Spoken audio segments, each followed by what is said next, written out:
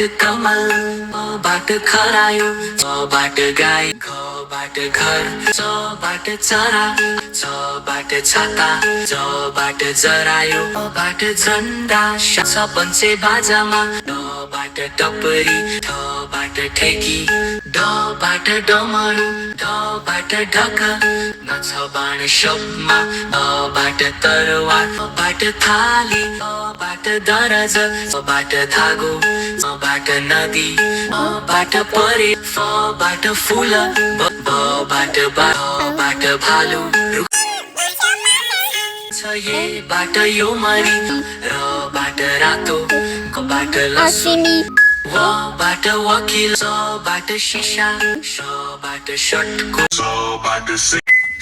बाट हत्ती बाट छेमा बाट त्रिशूल